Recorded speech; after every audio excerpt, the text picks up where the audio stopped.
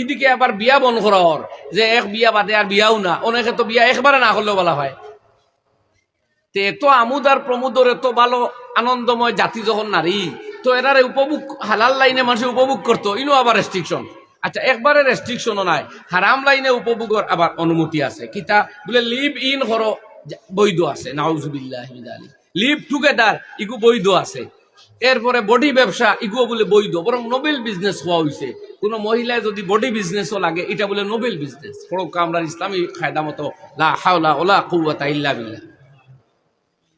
এখন সেই নারীদের ডান্স, গান, সিনেমা সব তৈরি করা, স্বাধীন দেওয়া হয়েছে, অর্ধনগ্ন, পূর্ণনগ্ন, সারা বিনোদন সব করা হয়। আর আবার হালাল বৈধ উপায়ে কেউ ব্যবহার করার গেলে ইনো আইয়া বাদ চোখে দেখা হয়। কোনটা কথা ঠিক নেই, এ কি আজীব কারবার শুরু হয়েছে।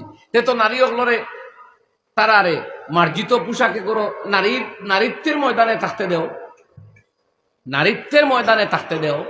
কোন নারীর অধিকার হনন করার প্রশ্ন তো এখানে নাই, বরং মান সম্মানের জায়গায় থাকতে দেও। প্রত্যেকের যার যার এক মাকাম আছে, সেই জায়গায় থাকতে দেও। আমি দুনিয়ার পরিস্থিতির উপরে কইয়া শুধু আপনারা, এই যে ছত্রভঙ্গ শুরু হয়েছে, আল্লাহ এইভাবে নারীর চর্চিত বস্তু বানাইয়া, নারী আকর্ষণীয় বস্তু বানাইয়া পেশ করা। আপনার মা, আমার মা, আপনার মেয়ে, আমার মেয়ে, এরা সমাজের আকর্ষণীয় নয়। ফের আকর্ষণ করিয়া নষ্ট করেন না।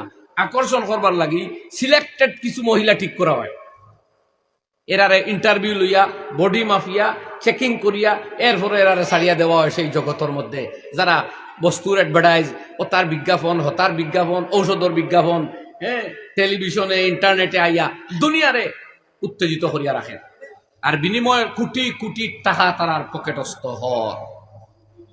এই সিচুয়েশন আল্লাহ এটা হয়তো আল্লাহর পক্ষ থেকে পরীক্ষা, অথবা শয়তানে এটা করেন। মিনান নিসা ওয়াল বানিন, সন্তানাদি। মানুষ সন্তানের কারণেও দুকাত পড়ে।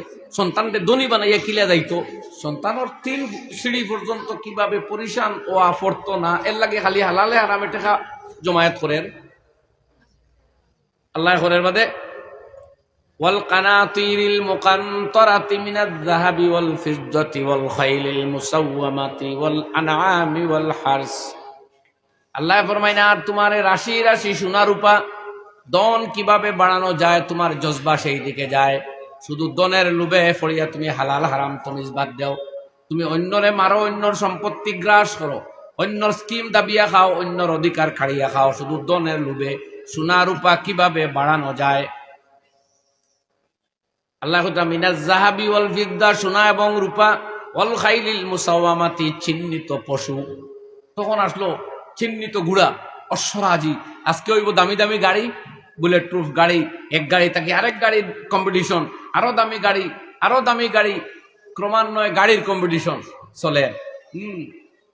ওয়াল আনাম, আর খেত খামার, পশু। ওয়াল আনাম ওয়াল হারস, খেত খামার মানে বিভিন্ন সম্পদ, বিভিন্ন ইন্ডাস্ট্রি, বিভিন্ন ফসল আদি, এগুলা তোমারে এমন ভাবে ব্যস্ত করিয়া রাখছে, এমন ভাবে তোমারে আকর্ষিত করিয়া রাখছে, তোমার খালিক আর মালিক যেন তোমার মনেও আন না।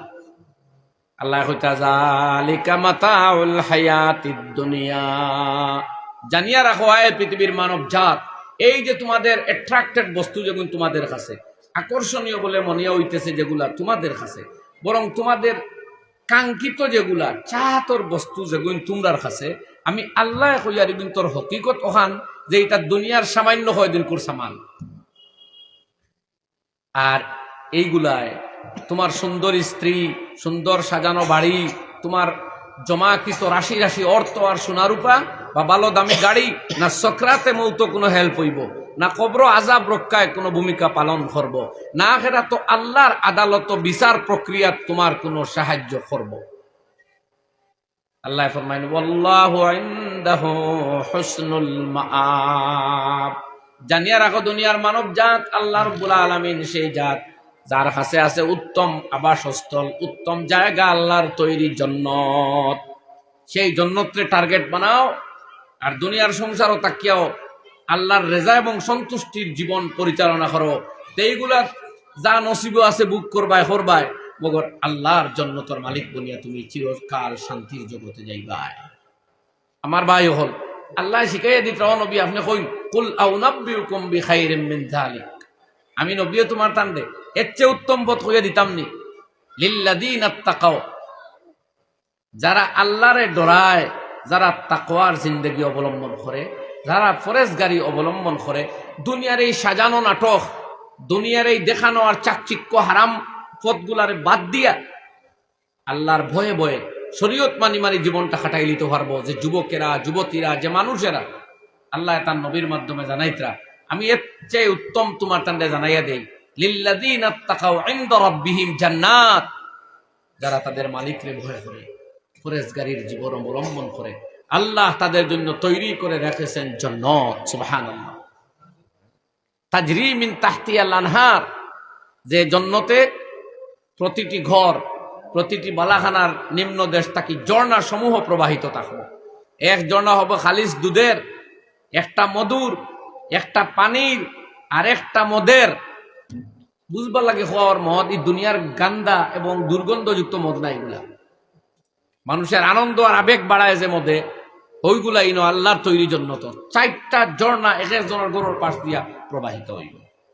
আমার ভাই, এর বাদে ও জান্নাত, জান্নাতে আদন দান করবা আল্লাহ, যেখানে তোমার কামনার বাসনার কোনো সীমা থাকতো না, কোনো কমি থাকতো না।